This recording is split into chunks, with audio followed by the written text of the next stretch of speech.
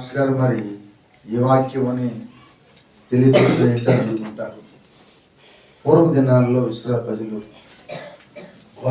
ఘోరమైన పనులు చేశారు. ఆ ఘోరమైన పనులు చేసినందుకు దేవుడు ఆ దేశాన్ని పాడు చేయటానికి బయలుదేరి వచ్చాడు. ఆయన వచ్చినప్పుడు అంటున్నాడు, ప్రకారము దిట్టపరుటకు బద్దలైన సందులో నిలుచుటకు తగినవాడు నేను ఎవడని నేను ఎంత విచారించిన ఒక్కడైనను. దేశాన్ని పాడు చేయడానికి వచ్చాడు. దేశం అంటే మట్టి కాదు, దేశం అంటే మనసు. అంటే మనసును పాడు చేయడానికి దేవుడు దిగి వస్తున్నాడు. కారణం ఏంటంటే చాలా భయంకర నీచమైన పనులు అక్కడ చేసినట్టుగా 22 అధ్యాయాలు మనకు కనపడుతుంది. వారు ప్రతిష్టమైన వస్తువులన్నీ కూడా తృణీకరించారు. రెండవది విశ్రాంతి దినములను అపవిత్రపరిచారు. విశ్రాంతి దినములు అంటే పూర్వ దినాల్లో క్రీస్తు పూర్వం మన పితరులకి విశ్రాంతి దినమే వాళ్ళకి మొట్టమొదటి దినం. ఇప్పుడు క్రీస్తు శకంలోకి వచ్చి యేసుకుమారుడు మరణించి తిరిగి లేచిన తర్వాత మనకి పునరుత్థాన దినం. ఆనాడు వాళ్ళు విశ్రాంతి దినాలని అపవిత్రపరిచారు. ఈనాడు పునరుత్థానమైన దినాలను కూడా విశ్వాసం ఇప్పుడు కూడా అపవిత్రపరుస్తూ ఉన్నారు. అట్లాగే ఆనాడు అపవిత్రపరిచారు.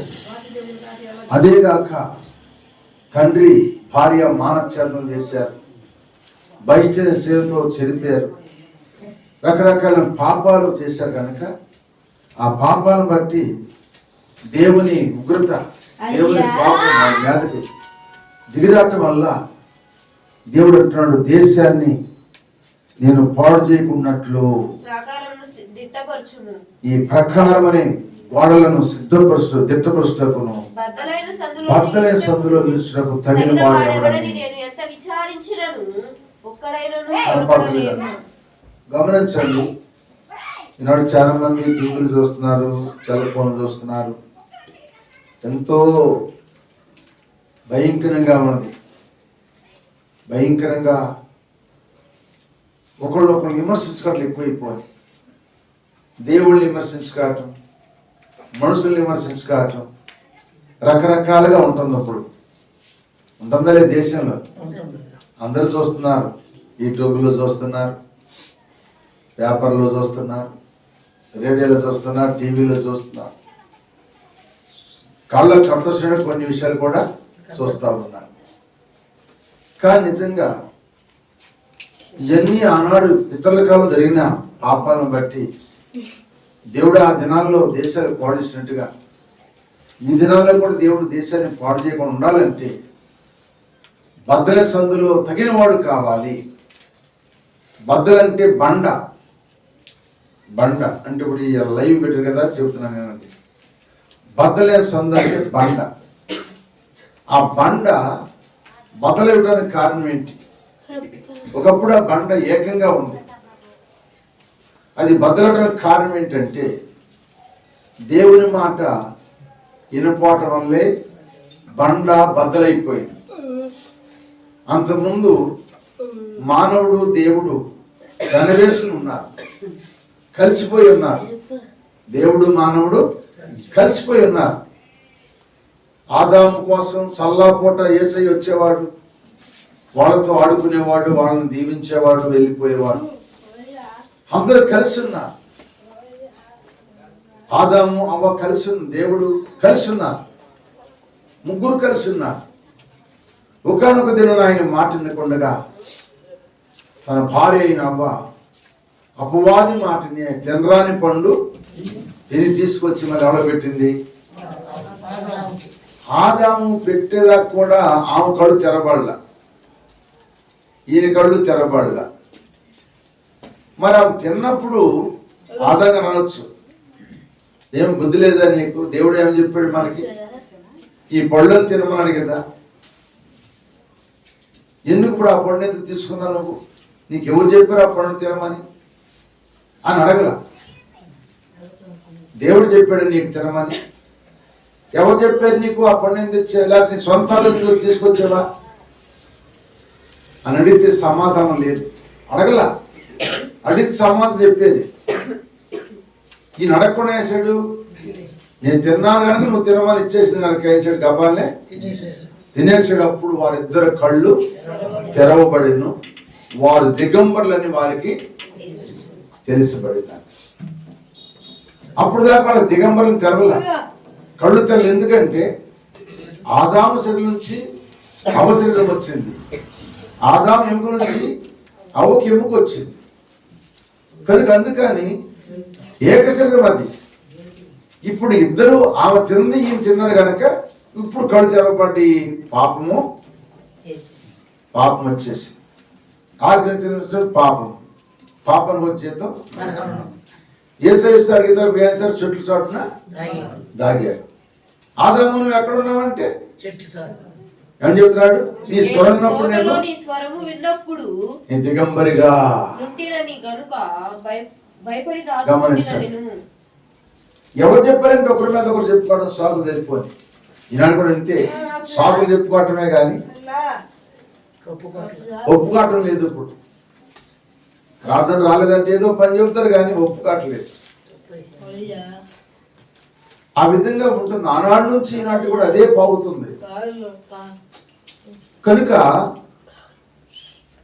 అందుకే దేవుడు ఏకంగా ఉన్న దేవుడు ఇప్పుడు దాన్ని పగలగొట్టి పక్కన ఎత్తేసాడు. ఆదాముని అవమానించేటప్పుడు నాలో ఉండొద్దని చెప్పి వాళ్ళని పక్కన ఎత్తేసాడు. ఇప్పుడు వాళ్ళు పక్కన ఉన్నారు, ఈయన ఇక్కడ ఉన్నాడు. మధ్యలో ఏమొచ్చినప్పుడు సందు వచ్చింది, పగిలిపోయింది కదా, సందు వచ్చింది. ఈ సందులో ఎవరు కావాలంటే తగినవాడు కావాలి. అక్కడ చెప్పింది అది. ఇక్కడ ఏమన్నాడు, నేను ఎంత విచారించినాను తగినవాడు కావాలా, తగినవాడు కనపడాలి. ఇప్పుడు తగినవాడు అంటే దేవునికి మానవుడికి మధ్య తగిన వ్యక్తి కావాలి. ఆ తగిన వ్యక్తి ఉంటేనే మళ్ళీ ఈ రెండు కలవాలి. ఆ బద్దలైన సందు మళ్ళీ కలవాలంటే ఏం చేయాలంటే, ఆ ఇద్దరు మనం జతపరచాలంటే తగిన వాడు ఒకడు కావాలి. ఏం తగినవాడు? దేవుడు తగినవాడు కావాలి. దేవుడు తగినవాడు కావాలంటే నమ్మకస్తుడు కావాలి, నీతిమంతుడు కావాలి, యథార్థవంతుడు కావాలి, విశ్వాసం గలవాడు కావాలి, దేవుడు అంటే భయం కలిగిన వాడు కావాలి. అలాంటి వాడైతేనే ఆ తగినవాడు దాంట్లో నిలబడడానికి అధికారం ఉంటుంది. ఇలా మధ్యవర్తులు డబ్బు కోసం ఎంతో మంది మధ్యవర్తులు ఉన్నారు. డబ్బు కోసమే మధ్యవర్తులు, న్యాయానికి మధ్యవర్తులు కాదు. డబ్బు కోసము, అంగు కోసము, పదవి కోసము వాళ్ళు ఉన్నారు. యథార్థంగా న్యాయంగా జతపరచాలని కలపాలనే వాళ్ళు ఇప్పుడు లేడు. ఎందుకంటే వాళ్ళు కావాల్సింది ఏం కావాలి? ఇప్పుడు డబ్బు, అంగు, పదవి, వీటి మీద వ్యామోహంతున్నారు కానీ న్యాయం జరిగించేవాళ్ళు లేరు. అటువంటి వాడు కాదట దేవుడు కావాల్సింది. తగినవాడు కావాలి, అన్నిట్లో తగినవాడు కావాలి. ఆ తగినవాడు గురించి రాత్రి కొన్ని మాటలు చెప్పాను, రాత్రి మన రీతిలో చెప్పాను. అదే మీకు అందరికి మళ్ళా చెప్తున్నాను, గమనించండి. కనుక తగినవాడు కావాలి. మొట్టమొదటిగా ఎవరికి? చెదిరిపోయిన మానవుడికిను బద్దలైపోయింది కదా, ఆ ఇద్దరు బద్దలైపోయిన సందులో నిలవటానికి ఎవరు వచ్చారంటే అబ్రహాం గారు వచ్చాడు. స్వతంత్రం చెప్పండి, ఎవరు వచ్చారండి? అబ్రహాం వచ్చాడు.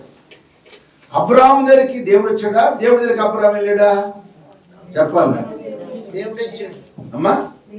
దేవుడే అబ్రహాం దగ్గరికి వచ్చాడు. ఎంత ప్రేమ గల దేవుడు చూడండి. అబ్రహాం దగ్గరికి దేవుడు వచ్చాడు. దేవుడు వచ్చి మాట్లాడుతున్నాడు. ఏమని చెబుతున్నాడు ఇక్కడ? ఇప్పుడు దేవుడు ఏం చెబుతున్నాడు? ఆదికాండం చూద్దాం మనం. ఆదికాండం 18వ అధ్యాయంలో చూడండి ఒక మాట. 18వ అధ్యాయం 16 వచ్చింది, చదువమ్మా. అప్పుడు ఆ మనుషులు అక్కడ నుండి లేచి సొదొమ తట్టు చూచిరి. అబ్రహాము వారిని సాగనంపుటకు వారితో కూడా వెళ్ళెను. అప్పుడు యెహోవా నేను చేయబోవు కార్యం అబ్రహామునకు దాచెదనా? అబ్రహాము నిశ్చయముగా ఫలము గల గొప్ప జనమగును, అతని మూలముగా భూమిలోని సమస్త జనములను ఆశ్రయించబడును. ఎట్లనగా యెహోవా అబ్రహామును గూర్చి చెప్పినది అతని కలుగు చేయనట్లు తన తరువాత తన పిల్లలను తన ఇంటి వారును నీతి న్యాయములు జరిగించుతూ మార్గమును గైకొనుటకు అతడు వారికి ఆజ్ఞాపించినట్లు నేను అతను ఎరిగి ఉన్నానని.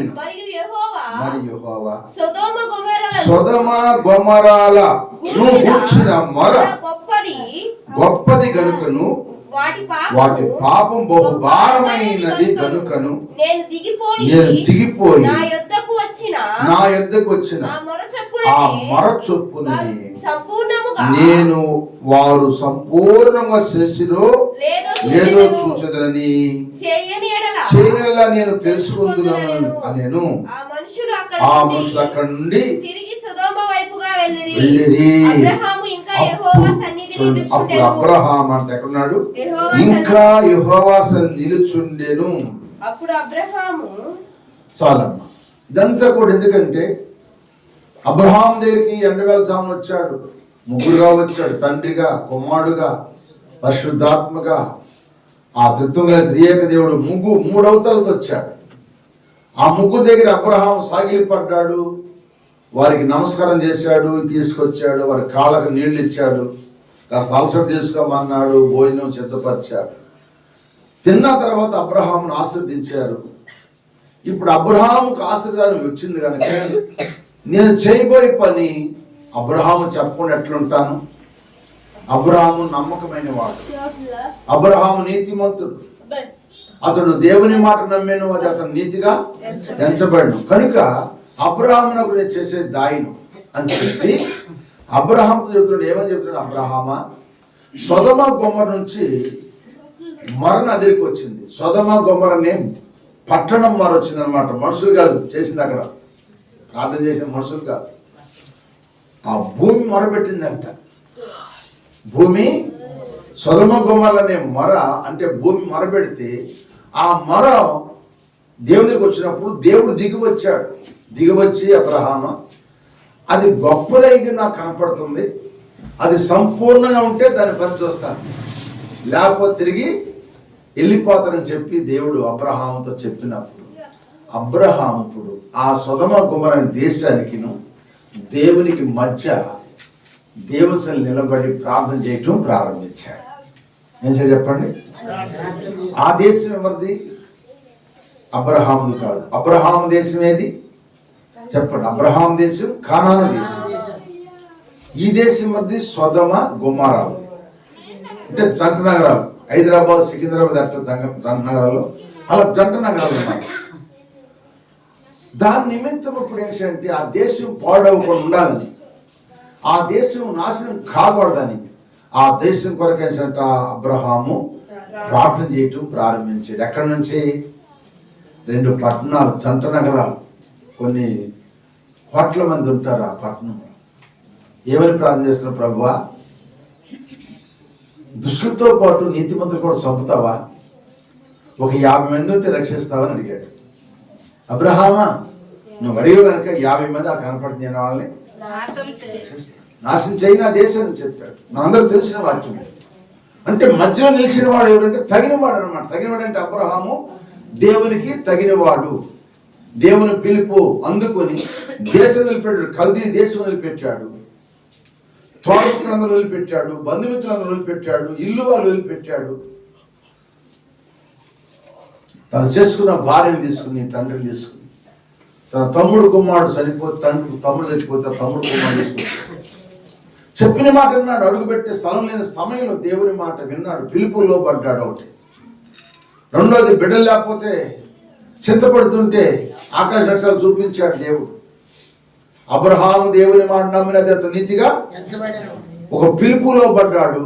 2 నీతిమంతుడు, 3 విశ్వాసం గలవాడు, 4 నమ్మకమైన వాడు, 5 దేవునికి స్నేహితుడు. తగినవాడు కావాలి. ఓ తగినవాడు ఉంటేనే ప్రార్థనకి ఆ దేశం బాగుపడుతుంది, లేకపోతే ఆ దేశం పతనం అయిపోతుంది. తగినవారు కావాలి. ఆ తగిన వారి కోసం చూశాడు దేవుడు. అబ్రహాం కనపడు ప్రార్థన చేస్తున్నాడు. ఆఖరి వచ్చిన 33 వచ్చిన యెహోవా అబ్రహాముతో మాటలాడుట చాలించి వెళ్ళిపోయాడు. అబ్రహాము తన ఇంటికి తిరిగి వెళ్ళాడు. అది అంటే ఇప్పుడు 32 వచ్చిన కూడా చూడు ఒక మాట. అతడు ప్రభు కోపపడనిలా నేను ఇంకొక మారే మాట్లాడదు. ఒకవేళ అక్కడ 10 మంది కనబడుతురేమో అనినప్పుడు ఆయన ఆ 10 మందిని బట్టి నాశనము చేయక ఉందుననేను. చూసారండి, ఆఖరి లాస్ట్ కి ఎంత వచ్చాడు? 10 మంది ఉంటారని అబ్రాహాముతో అంటాడు దేవుడు. 10 మందిని నేను నాశనం చేయి, నా పట్టణాన్ని కాపాడు, నాశనం చేయను అన్నాడు. అప్పుడు అబ్రాహాంకి ఏమొచ్చింది? నమ్మకం వచ్చింది. 10 మంది ఉంటారు, ఈ పట్టణం క్షేమంగా ఉండిదని అబ్రహాము తిరిగి తన ఇంటికి వెళ్ళాను. ఇప్పుడు ఏమొచ్చింది? అబ్రహాం వెళ్ళిపోయిన తర్వాత ఇంట్లోకి ఏమొచ్చింది? అబ్రహాం అంటే ఆయన ఆశీర్వాదానికి వచ్చింది. ఇప్పుడు ఈ దేశానికి ఏమొచ్చింది? ఇప్పుడు 10 మంది లేరు అక్కడ. ఎవరున్నారు? ఒక్కడే ఉన్నాడు నీతిమంతుడు. భార్య నీతిమంతులు కాదు, బిడ్డలు కూడా నీతిమంతులు కాదు.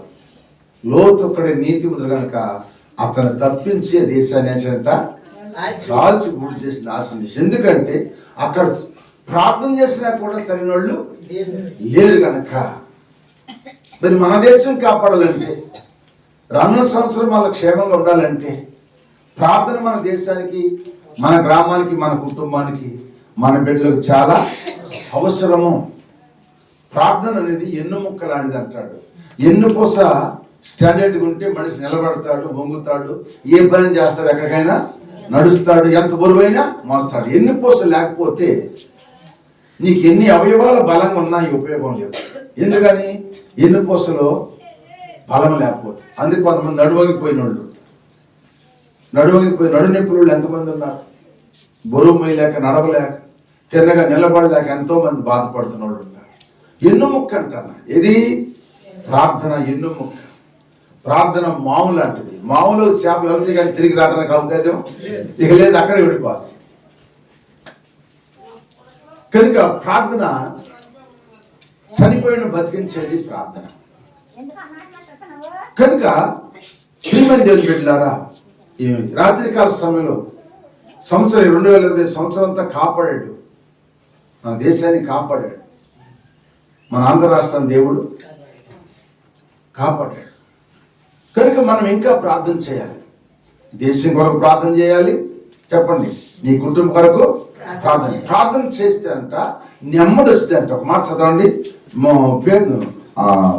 తిమోతి రాసిన మొదటి పత్రిక చూద్దాం. తిమోతి రాసిన మొదటి పత్రిక 2వ అధ్యాయం. తిమోతి రాసిన మొదటి పత్రిక 2వ అధ్యాయము మొట్టమొదటి చదవండి.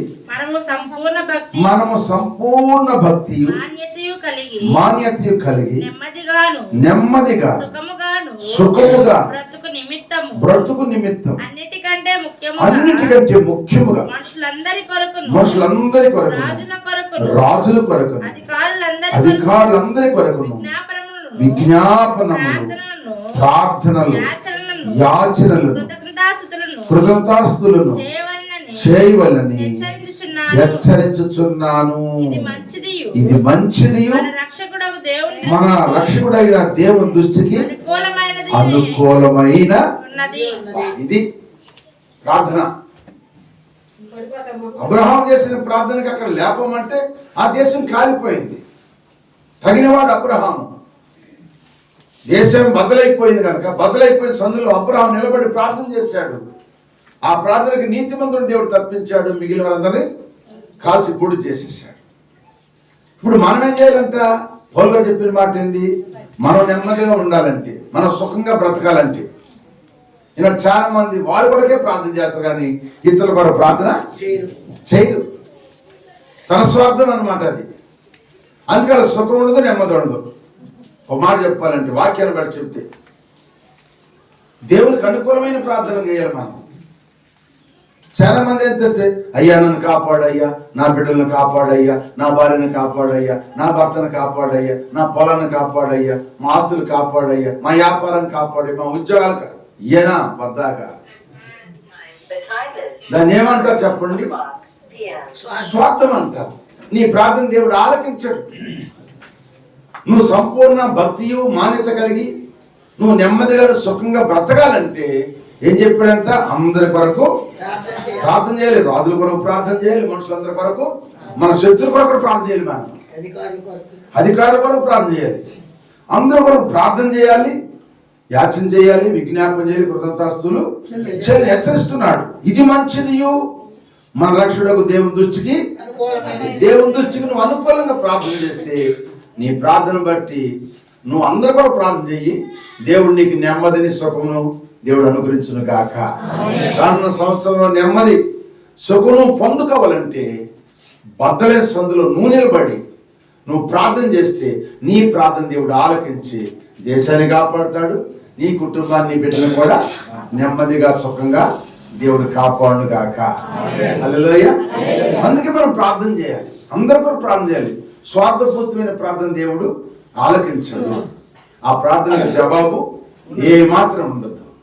నువ్వు అందరి కొరకు ప్రార్థన చేయి. ఆ తర్వాత నీ కొరకు, నీ బిడ్డ కొరకు ప్రార్థన చేసుకో. నువ్వు చేసినా చేయకపోయినా నీ ప్రార్థన దేవుడు వింటాడు. నా కుమార్తె లేకపోతే నా కుమారుడు తన కొరకు కాకుండా ఇతరుల కొరకు ప్రార్థన చేస్తున్నాడు కనుక ఇతరుల కొరకు ప్రార్థన చేస్తున్నాను కనుక నేను వారి కుటుంబానికి క్షేమం దయచేయాలి, వారికి నెమ్మది కలిగించాలి, వారికి సమాధానం కలిగించాలని దేవుడు మన పట్ల కృప చూపును గాక. అందుకని నేను చేద్దాం మరి అట్లా. ఈ సంవత్సరంలో చేసేవో చేయలేదు, నూతన సంవత్సరం రాబోతుంది కనుక నీవు నేను కూడా అందరి కొరకు మనం ప్రార్థన చేయాలి. ప్రార్థన చేయాలి.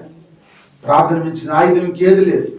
బద్దలైన సందులు దేశం కాపాడాలని నిలబడ్డాడు కానీ తగిన వాడు నిలబడ్డాడు కానీ అక్కడ నీతిమంతుడు. ఆయన అడిగింది 10 మంది కదా, 10 మంది లేరు కనుక ఆ ఒక్కడే ఉన్నాడు కనుక ఆ ఒక్కడు గురించి దేశం అంతా కాల్ చేశాడు. అదే అబ్రహంగా రాయి ఒక్కడు నీతిమంతుడు ఉంటే కాపాడతానంటే అని చెప్పేవాడు దేవుడు. ఒక్కడన్నా నీతిమంతుడు కాపాడతానంటే అని చెప్పేవాడు. కానీ నీతిమంతుడు ఆదాము సంతానం అంతట్లో నీతిమంతుడు ఎవరంటే నోవాహు. అందుకే దేవుడు అంటాడు, ఈ తరములో నీవే నా ఎదుట నీతిమంతుడు కనపడ్డావు కనుక నీ కుటుంబం కొరకు వాడును సిద్ధపరచుకున్నాడు. కొన్ని కోట్లాది మంది జలప్రలంలో చనిపోయారు కానీ ఆ నీతిమంతుల కుటుంబాన్ని దేవుడు రక్షించాడు. మా ఈ కడవ దినాల్లో మనం కూడా నీతి కలిగి ఉండాలి. నీతి, నిజాయితీ, యథార్థ కలిగి ఉండాలి. నీతి అంటే ఏంటి చెప్పండి?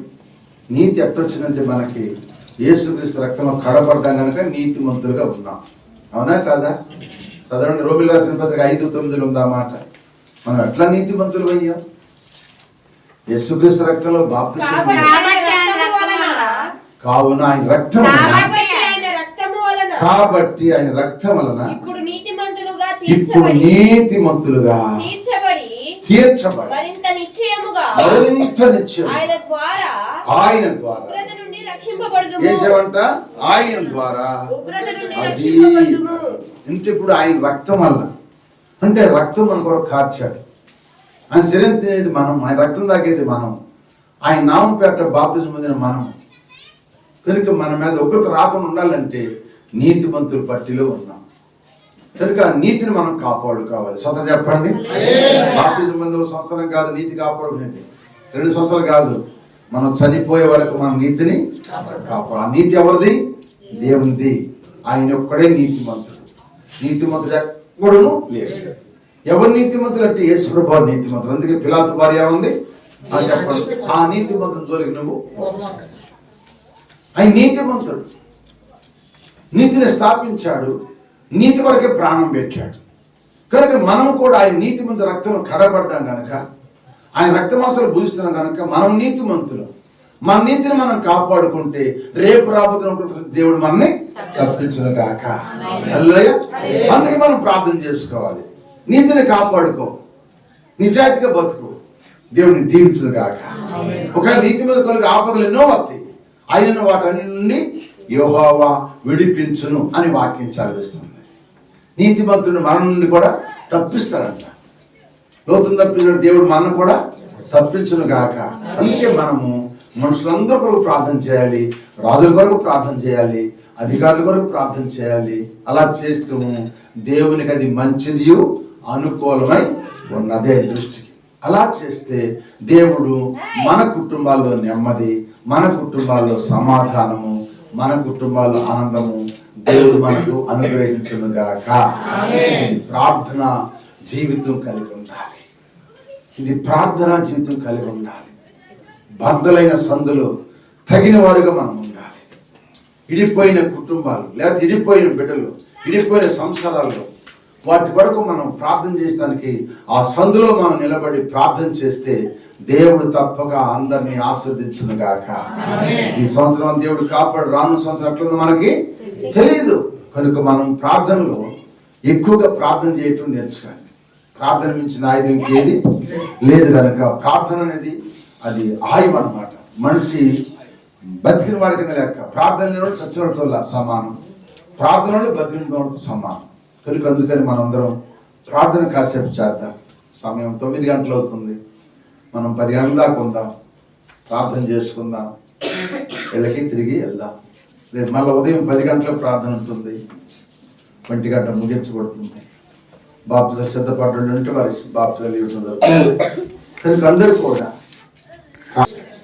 ప్రార్థనా జీవితం కలిగి దేవుని సాగిపోదాం. అబ్రహాం ఏ విధంగా ఆ బద్దలైన సందులు నిలబడి ఆ దేశం కొరకు ఏ విధంగా ప్రార్థన చేశాడో, ఈ రాత్రి మనం కూడా మన దేశం కొరకు, మన రాష్ట్రం కొరకు, మన జిల్లాల కొరకు, మన బిడ్డల కొరకు, మన గ్రామం కొరకు, మన కొరకు ప్రార్థన చేసుకుందాం. ప్రార్థన వల్ల దేవుడు పరిస్థితులన్నీ కూడా మారుస్తాడు.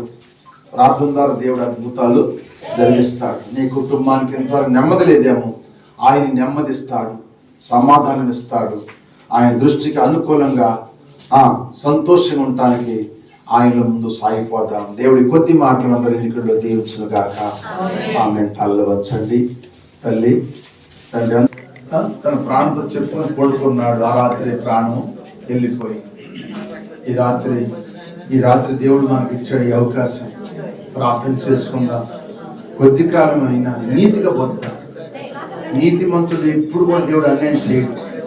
నీతిమంతులు రోగాల నుంచి బాగు చేస్తాడు. నీతిమంతులు అప్పుల నుండి ఇప్పిస్తాడు. నీతిమంతులు సంతానం ఇస్తాడు. నీతిమంతులను అధికారులుగా చేస్తాడు. నీతిని బట్టి దేవుడు ఆశీర్వదిస్తాడు. కనుక నీతి నాకు దయచేయ ప్రభు.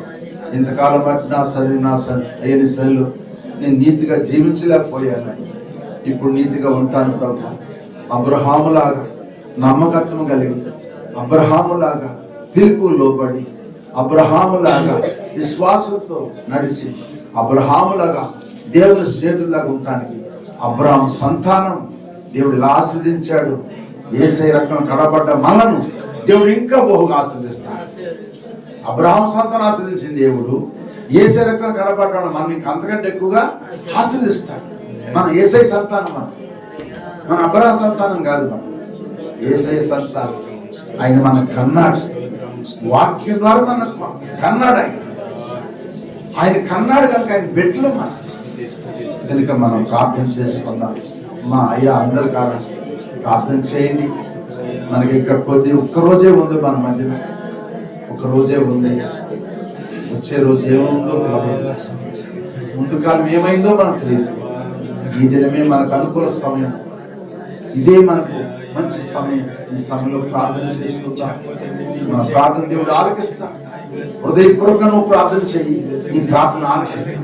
నా ప్రార్థన, నీ ప్రార్థన హృదయపూర్వకంగా మనం ప్రార్థన చేస్తే మనలో ఎటువంటి దేశ భావాలు లేకుండా, అనుమానం లేకుండా, అపనమ్మకం లేకుండా, అవిశ్వాసం లేకుండా హృదయపూర్వకంగా నువ్వు ప్రార్థన చేస్తే నీ ప్రార్థనకు దేవుడు జవాబుచ్చును గాక.